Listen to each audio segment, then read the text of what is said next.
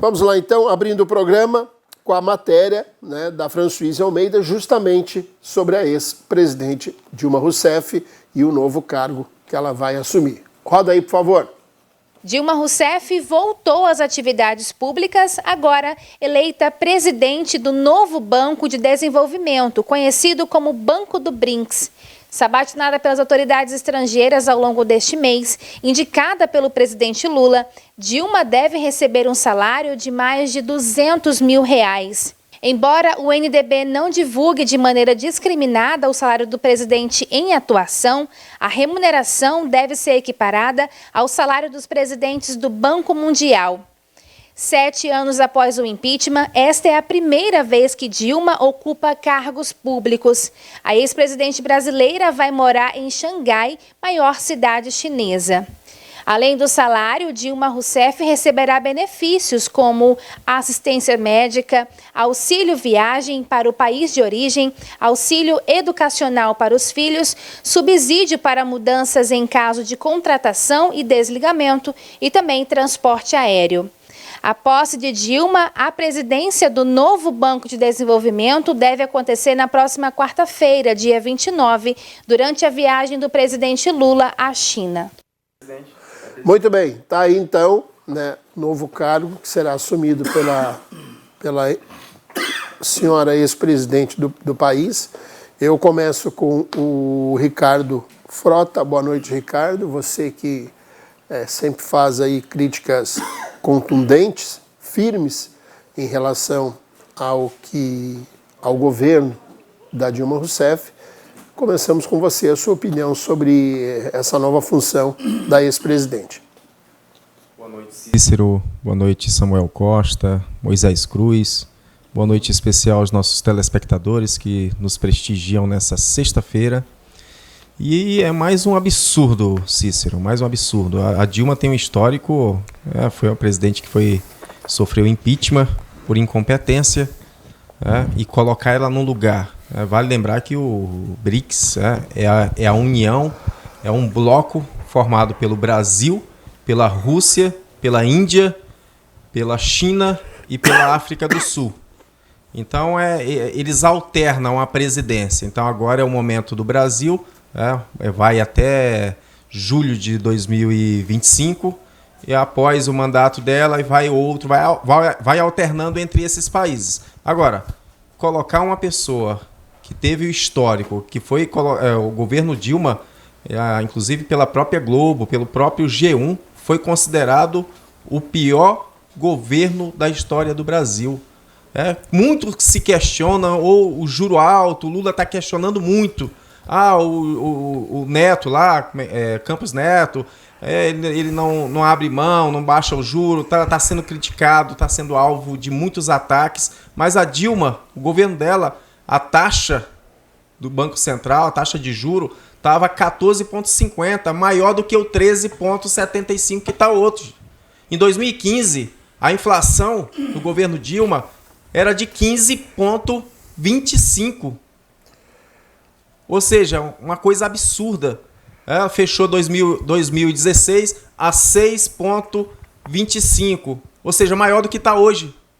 Tanto os juros como a inflação no governo Dilma foi maior. Então, pegar uma pessoa com histórico de incompetente, que não soube gerir o país, e colocar só para poder ganhar um valor exorbitante desse, um salário vultoso, pelo simples fato de ser companheira e não pelo critério técnico, pela competência, isso é um absurdo. E a gente percebe isso claramente no governo do PT. O Lula, ele não está escolhendo os ministros porque tem qualidade, tem capacidade técnica. É simplesmente por ser aliado. O critério é esse. Faz parte do grupo, então eu vou colocar cada um no lugar para ganhar salários estratosféricos. Então isso é mais um absurdo que a gente está vendo nesse governo. Lamentavelmente, a gente sabe que no governo passado as pessoas eram indicadas por critério técnico, por capacidade, não por ser amigo, por ser aliado, por aliança política, por estar devendo favor. Enfim, lamentavelmente, eu não espero coisas boas no futuro próximo. Muito bem, Samuel Costa, boa noite. A sua vez. Boa noite a todos os telespectadores da Rema TV, a você que nos presenteia com a audiência diariamente de segunda a sexta e no sábado das 10 ao meio-dia. Uma saudação especial ao Cícero Moura, Ricardo Frota, Moisés Cruz, a toda a nossa técnica da Rema TV. E, pessoal, primeiramente, vamos esclarecer alguns pontos, né? Aqui na fala do Ricardo. Ele fala que a Dilma foi a pior presidente, né, pós-redemocratização, ou seja, desde quando as eleições passaram a vir através do voto único, indivisível, universal e secreto, como a pior. Para estabelecer aqui a bem da verdade, né, a dúvida, não tem dúvida quanto a isso. O pior presidente que o Brasil teve foi o Bolsonaro, porque o Bolsonaro conseguiu a proeza de ser o único presidente a disputar a reeleição e perder. Todos, sem exceção, que disputaram a reeleição conseguiram. Fernando Henrique Cardoso, Lula, a própria Dilma. Então, por esse critério, eu acho que o julgamento, né, fiel deve ser do povo. E durante o governo da Dilma, houve ampliações daqueles programas sociais. Foi por essas e outras que ela conseguiu ser reconduzida. E aí o próprio Michel Temer, vice dela, afirma categoricamente no programa Roda Viva que houve, sim, de fato, um golpe de Estado. Então, a história ela é implacável. Agora, quanto à capacidade técnica, se a gente for analisar o currículo Lattes da Dilma, é bem superior ao meu e ao do Ricardo juntos. A Dilma, né, possui multifacetas, é economista, foi ministra de Estado por 2 vezes, a primeira vez como Minas e Energia, conseguiu levar a luz para o campo, para aquelas pessoas menos vulneráveis, daquelas pessoas que não possuíam energia elétrica. Também deu celeridade aqui ao programa das usinas do Madeira, consórcio Santo Antônio em geral, e que trouxe, né, inúmeros benefícios ao nosso município. No entanto, né, por negligência, pobreza legislativa dos parlamentares que ocupavam o Congresso Nacional e representavam o nosso Estado naquela época, não trouxeram, né, as commodities, né, para o nosso município. E ficou boa parte lá em São Paulo, no sudeste do país. Mas o que ocorre é que houve política assim, de compensação. E ela foi ministra, chefe da Casa Civil, sendo reconhecida por uma das maiores lideranças políticas do mundo, que é o Obama, recebeu a mesma por diversas vezes, e foi eleita e reeleita. Então ela não é tão ruim assim, não. Eu acho que ruim é o Bolsonaro, que é formado, bacharelado em Educação Física, era paraquedista. Na primeira, né, promoção dele já foi expulso, era tenente e foi promovido a capitão. E, consequentemente, ficou como vereador, deputado federal, e ficou como político profissional antes mesmo de eu nascer, né? O Ricardo já tinha uns 12 anos de idade quando o Bolsonaro foi eleito vereador pela primeira vez. Eu nasci 4 anos depois. E aí foi um camarada que foi colocando a família na política. Diferentemente da Dilma, que não envolveu, saiu de cabeça erguida. E eu acho que nada mais justo do que um cargo privativo de indicação do chefe do executivo, é um ato discricionário dele, nomeá-la. Então ela tem currículo sim para estar presidindo, já vai ser a presidente do BRICS.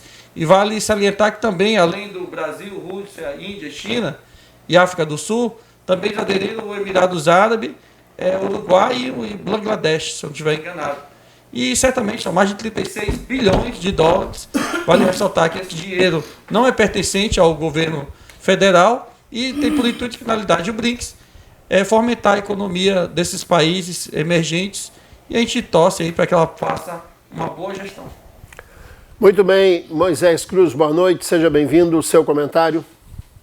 Boa noite a todos os colegas de bancada, boa noite ao nosso excelentíssimo senhores telespectadores, que eu já costumei chamar de Nação Rema, né? Sejam todos muito bem-vindos e mandem as suas mensagens. Eu vou começar pelo ilustre doutor Samuel, eu tenho o maior respeito e carinho por ele. Mas eu quero que ele prove para você, telespectador, onde o Bolsonaro foi expulso do quartel. Quero que ele traga uma matéria do Exército, um boletim, qualquer coisa. Se não for, quero que ele peça desculpas e se retrate aqui com nossos telespectadores, que não merece uma informação falsa. Merece saber da verdade. Esse é o ponto. Outro ponto é com relação à presidente Dilma. Quem está dizendo que ela foi um desastre não sou eu. Eu peço para os meus colegas aqui, o apresentador, o Zezinho, o Samuel, qualquer um. Pesquisa lá no IPEA. E veja os dados do IPEA, que é o Instituto de Pesquisa Econômica Aplicada, para ver o que o IPEA fala do governo Dilma, pessoal. Aí o Samuel aqui, inadvertidamente, disse que o Bolsonaro foi o pior presidente do Brasil. Ele deixou o país aí com 7 milhões de desempregados, a Dilma com quase 14. Veja aqui, pessoal, os números, eu não estou aqui falando se eu gosto de Dilma ou se eu não gosto. Eu estou trazendo para você números, os dados oficiais. Você quer brigar com dados, telespectador? Não, né? Nem eu quero brigar com dados. Aí nós vamos ver. O Bolsonaro não foi reeleito. Um sistema se juntou contra ele. Mídia, que estava funcionando mais como assessoria de imprensa da esquerda do que mídia. Mídia batendo. Houve um conluio total para tirar o Bolsonaro. Isso está na cara. Ninguém tem dúvida disso.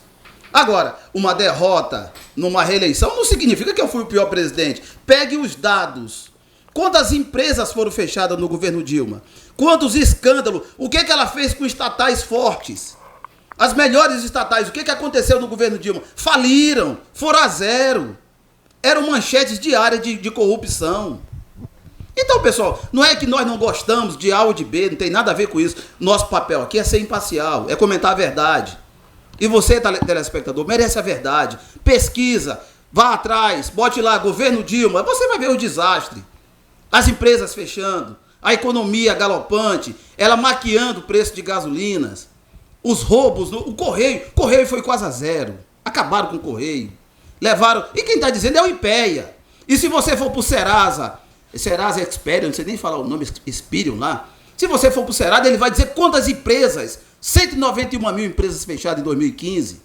Então, pessoal, aí fica difícil de você. Agora, foi lá, vai para o Banco BRICS, lá mandou o currículo, Cícero, e não colocou no currículo, colocou que era presidente do Brasil, que tinha sido presidente por 2 mandatos. Só não colocou que foi caçada. Ela não colocou isso? Não colocou. Mas peraí, ela tá querendo falar aí contigo aí, ó. Pois é, omitiu. Não acho que quem ganhar ou quem perder, nem quem ganhar nem perder, vai ganhar ou perder.